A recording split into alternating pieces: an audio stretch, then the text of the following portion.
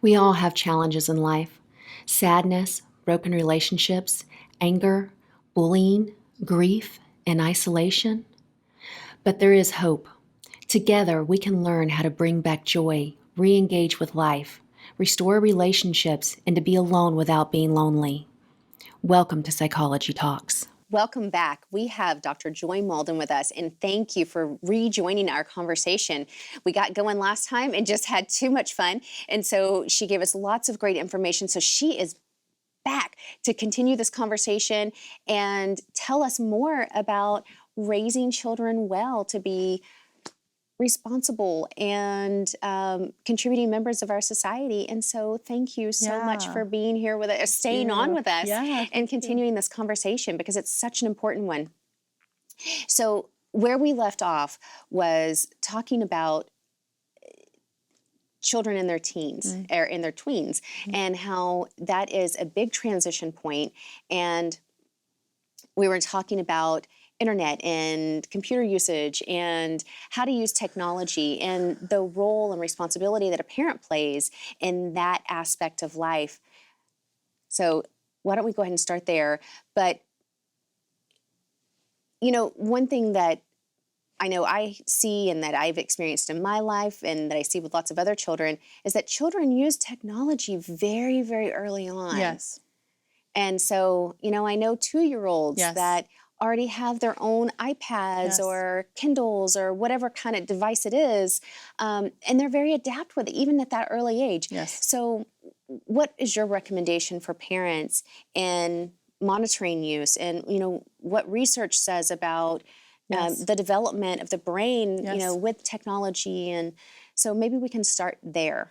I think there's a myth that's happened where technology creates ADHD. That does not happen. But what does happen is we are impacting their inability to self-regulate, meaning that you can swipe left, turn on videos, turn on music, turn on all this. This is a self-soothing tool.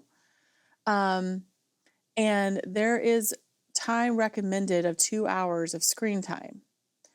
Screen time is all screens: television, tablets, and phone. And that is shocking for parents, because I have been in many situations where I'm at a doctor's office and the parent has their children and they pull out their phone and hand it to their 2-year-old to watch a video. Fine. But you also can bring a book or some other toys that doesn't have to be a screen, because that 30-minute appointment now is 30 minutes of that screen time, and that parent did not allot for that. Because they still have to cook dinner and they still have to do other things at home. And so children are getting a lot of more screen time than maybe their parents had or their grandparents had.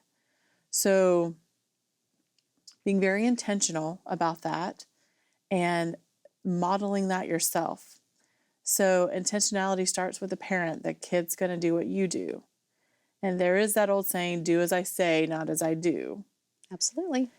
So one idea I give parents is a charging station, and you can make it could be like a home project, make it look like a house or a little fun little thing where you put your phones and tablets into the charging station, say at 6 at night or at dinner time, and we don't get them out until the next morning.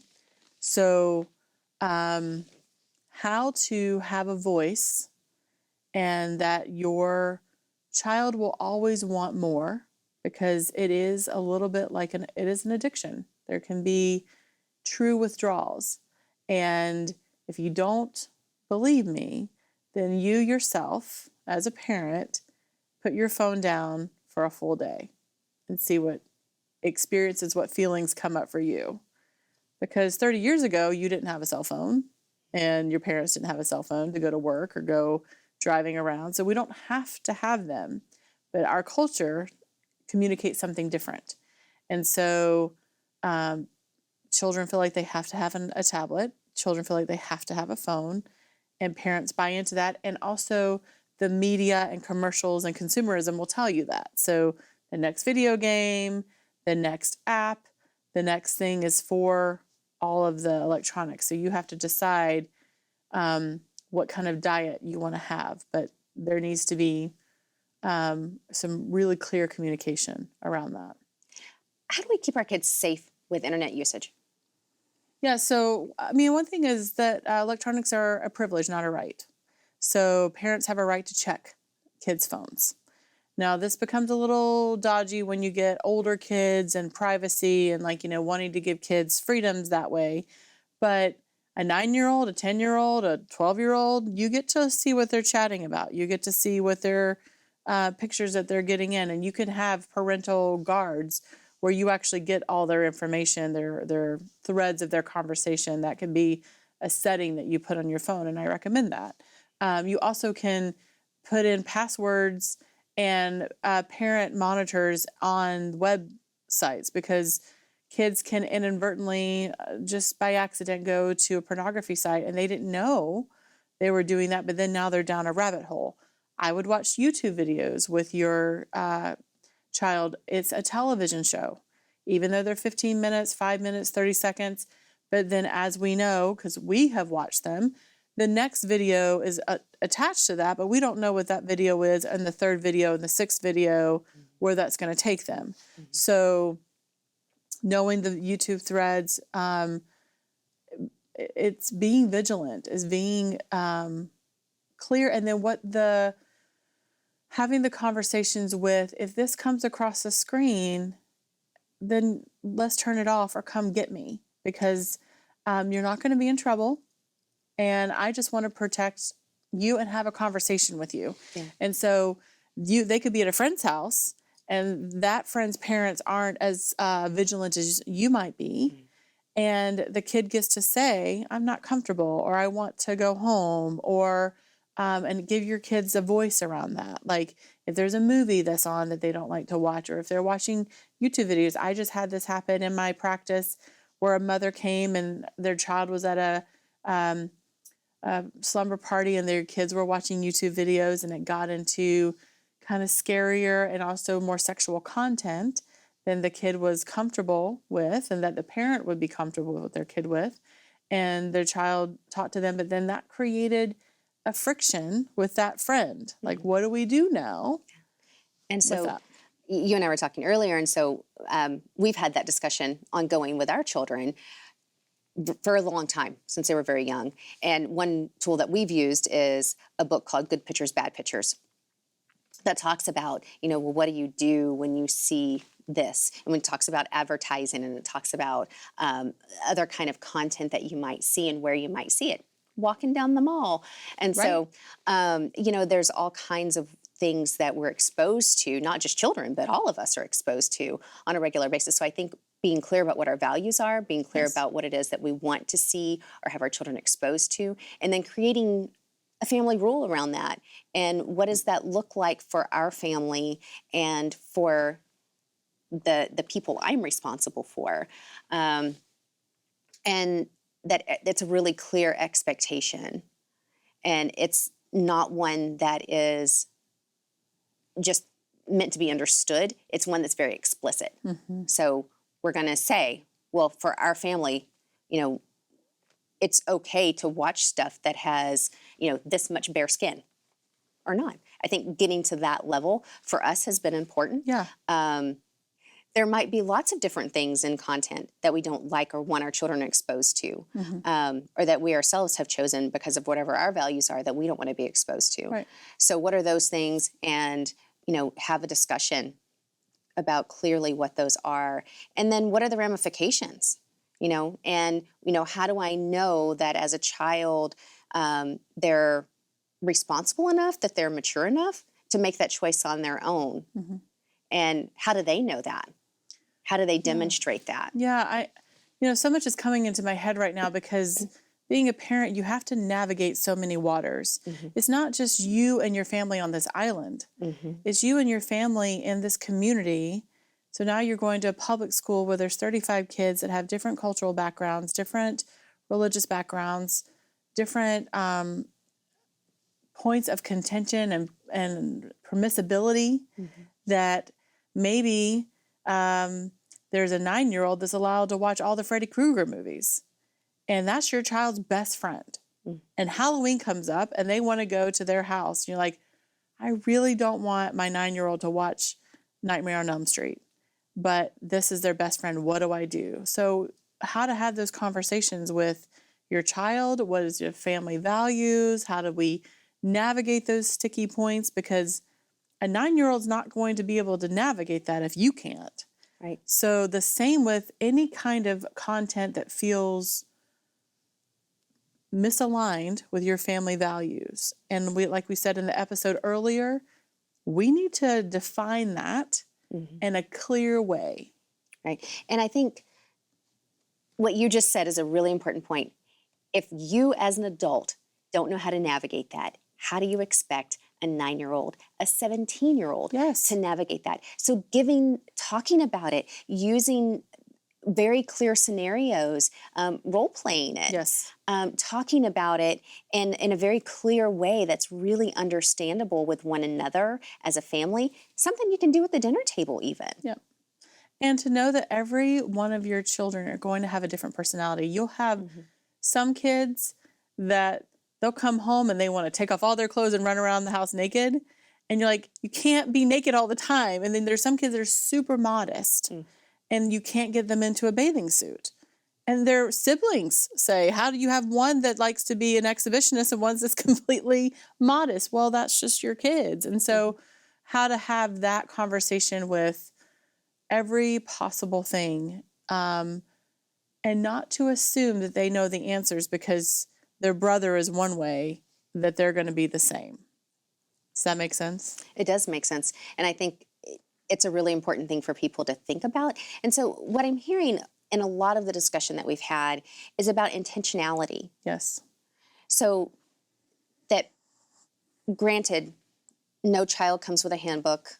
There are lots of handbooks out there nowadays, and there's lots of things, a lot of information we can read, but knowing your child, knowing yourself, and being very intentional about approaching parenting is, I would say, one of those top 3 things. Yeah. That I think. Something that just came to my mind that comes up all the time, especially with teenagers, is the parent will get frustrated with their teenager because they're not grateful or they're being disrespectful. Those are the catching points oftentimes with teenagers. And the conversation that I get with a lot of parents is that, I was raised with nothing. And so I want them to be grateful for what I give them. Or my situation, I was so abused, if I was disrespectful, I'm not abusing you, but I still want respect. So in my journey with parents, what I discovered is how lucky and how great that is that you've raised your family without that horrific childhood, but your child doesn't know any different than this wonderful life that you've given them.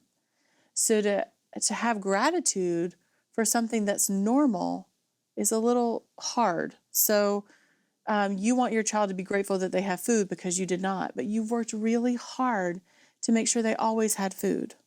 Or you want your child to feel grateful that you're giving them a safe place because you didn't have a safe place, because you worked really hard for them not to have a safe place.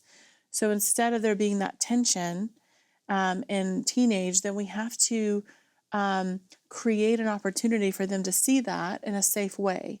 So parenting where you go to a shelter, where the teenager goes through their clothes and picks out something to give to a shelter and works in a shelter or works for Habitat for Humanity or works for some kind of charity to help with gratitude. Because if that's a value that you want them to have and you're frustrated, then you need to show them in a safe way something that you experienced in a personal way. Okay. Yeah. So, I hear lots of different things that people do, or that, we've done with our children. Sometimes it's taking them and doing mission trips where, they get to experience a different environment as far as culture that maybe isn't as privileged as our culture. Right. So maybe it's that. Maybe it's, like you said, serving somewhere and looking for an opportunity to allow that to happen in through volunteerism, through community action, through, and maybe it's through their school. So my son had a mentor at school.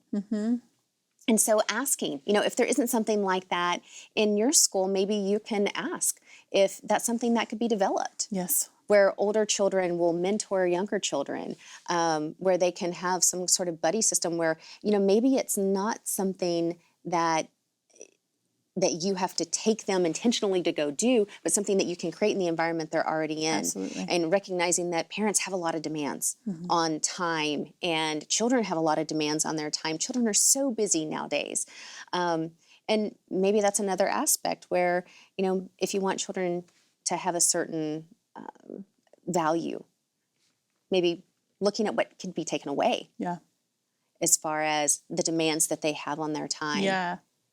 I think that's super smart. Oh my gosh. I can't overemphasize. That's brilliant.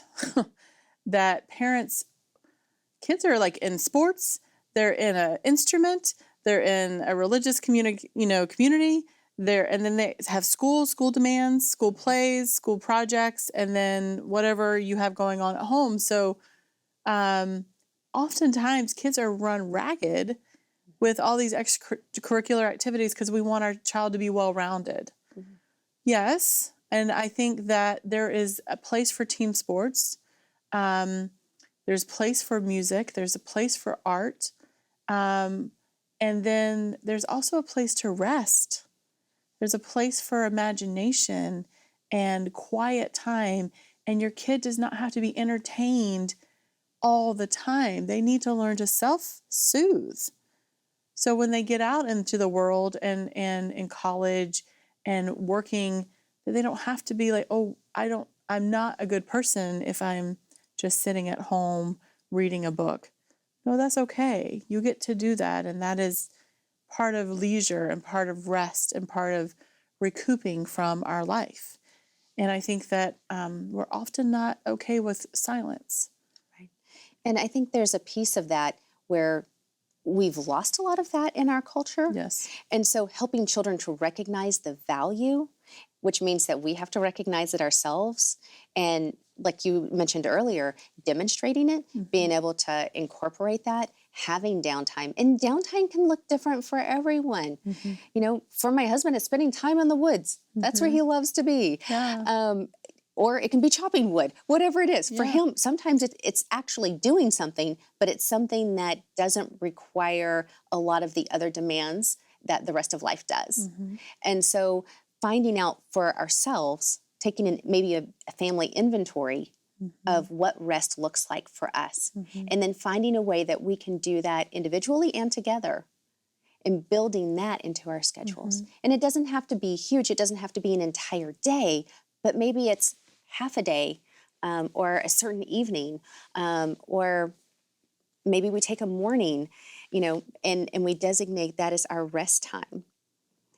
Yeah, and something that just came to my mind about parenting that I think when we talked about intentionality, we have to realize that it's not about us all the time, about me, Joy, but it's about these other people. So what if I don't like the outdoors? What if I don't like going to a basketball game? What if I don't like going to a museum? But if I want to create an opportunity for my child, they may like that. And so we have to sometimes stretch into things that make us uncomfortable as an individual because we have made this consent to raise this person. So I feel like exposure has to be a form of consent as far as parenting. Like I'm going to have to stretch into things that I don't necessarily would do because my kid may really like that. And then if I'm not a woodsman, then I need to find somebody who is, maybe Boy Scouts, Girl Scouts, that kind of thing. Yeah. If I'm not a dancer, find somebody who is, but not to limit it because it's something that I don't enjoy. Right. But I think it also goes the other way, that just because it's not something your child enjoys, you shouldn't do it. Them still having to experience that activity, because then it teaches them, this is how we compromise. Yes. This is how we manage relationship. Yep. And it's not just about them, it's about us together as a Yes, family.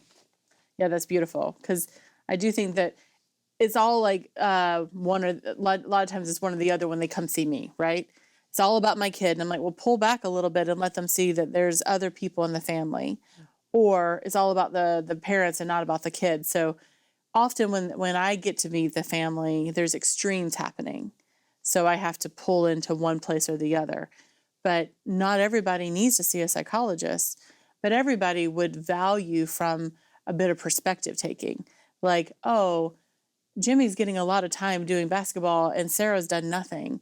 Well, maybe we should spend a little time with Sarah, like see what she likes to do, or vice versa. So I think sometimes it is the yourself or you and your partner sitting down and saying, how are we doing? How is our family doing? Are we thriving? Are we not as strong in this area? Would we like it to be stronger in this area? So having conversations about health and wellness, about yourself, about your partnership, and about your family collective. And I think that also brings up another important point, which is single parenting, which you've mentioned kind of off and on as we've talked. But let's talk a little more specifically about how a single parent goes about finding those resources that we talked about on the last episode to help with co-parenting. Yeah. So I think looking at, hopefully the age of the single parent, if we're looking at a teen mom, are your parents involved? Are your extended family involved? Do you have siblings that can help you with the parenting? If you're an older single parent, what resources do you have? A faith-based community? Do you have the schools? Do you have mommy and me groups? A lot of times, to be frankly honest, there's not a lot of resources because as a single parent, you're going to have to work. And so then you're looking at school, outside school activities, some kind of boys and girls club, and then being proactive about scholarships, not being embarrassed about your income, that there are community organizations out there, the YMCA, Boys and Girls Clubs, other things that are there to help with that. And I always tell parents, like, go and take your kid and like do a little walkthrough. Like if they're like, oh, I don't want to go to the Boys and Girls Club. I heard it's bad. Have you gone? No, I just heard it's bad. Well, let's go check it out. Let's see if we can meet the head of the coach. Let's see what games they have and not make the kid feel like they're stuck. Like I like kids committing, like if they commit to a sport, let's play a season before you give up. Or let's go to the Boys and Girls Club for like 2 months and see what happens. Let's do Boy Scouts for a little bit to see what happens. Because oftentimes kids are terrified of not knowing how to do something, or they won't know anybody there. What if they don't like me? You're amazing. Why wouldn't they like you? Of course they like you. I love you. You're great. Let's go see who's there. Kids are really scared about new things. And so how to meet those trepidations with an action plan. Like I'm not gonna just drop you off and you're just gonna walk in by yourself. We'll do this together. And I like what you brought up about scholarships. So recognizing that most sports activities, most camps or other things are gonna have opportunities for a scholarship. Yes. And there's also charities that may supply like other things where the scholarship wouldn't. So like looking at local charities and even asking like, do you guys buy uniforms? Sometimes churches will put a donation towards something. They just need to know what to put the money towards. And so a lot of times this is creating that discomfort with pride or being embarrassed or feeling humiliated because as a single parent, you have 4 children and they all want to play a sport, but you can pay for 2, but not the other 2. And which 2 do you pick? These are real world things that I work through every day with my patients, that you have multiple kids and they all deserve Opportunity. Yeah. And so, I think the other piece that I can think of is how vital it is to find other people within your community that can supplement the things that you already provide for your child. You know, you're already loving them. You're being there as much as you can be for them. But who are those other people that you can identify in your community that you're already connected with? That would be a good influence, that would be a good mentor. And so looking at mentorship for the child through, you know, maybe it's their Sunday school teacher, you know, maybe it's someone, one of the pastors at church, or maybe it's one of their teachers at school. Maybe you can talk to the principal. You know, there might be other people that they can connect you to, even if they're not the right fit. Maybe there's someone they can connect you with that could step in and provide this support and love for your child in a safe way, and with someone who's vetted through people that you know and trust. Yeah, I think that realizing that it takes a village to raise a child, and there's beauty in generational wisdom. And so having people who've gone before you and people who are underneath you to lean into. I've worked in many situations with very wealthy families and then very poor families, and the same issue happens about just having the bandwidth for children and like what they demand of them. And so how to use others when you're feeling like that bandwidth is getting pressed into in a way that you're not feeling successful, because you might need a break from your kid, and that's okay. And that was one of the first things we talked about was resources. And so, you know, resources can look like a lot of different things. They can look like, you know, different sources through, or information that you can get through books or the internet or whatever it is. But it can also look like, you know, people that can come alongside you, and should look like people that can come alongside you. Single parent, partnered parent, whatever it is, you're going to need help. We all need help, just like our kids need help. They need us to be in a place where we can support them and love them in a way that encourages them and helps them to grow. And I think we need to be okay with not knowing all the answers, and knowing that there probably is somebody who does know it. So I always kind of live life like I'm not the only one that's ever thought this before. I'm sure someone else has thought this before, or someone else has had this issue before. I just haven't met them yet. So Google, talk to your teachers, talk to your pediatrician, talk to your neighbors, but don't keep it all to yourself that you have to know everything, because that feels very lonely. And that can create anxiety and depression in you as a parent. And then if you're not sleeping well, if you're not eating well, if you're limited because you feel like you're not perfect, then welcome to the humanity that none of us are. That's right. And we're all just trying to figure this out together. Absolutely. And I think that's a good place for us to end, because we are all in this together. And so thank you for being here with us and taking such great information from Joy today. And if you missed our first episode where we talked a lot more about raising children, please go back and look at that one. You can see that on YouTube at Psychology Talks.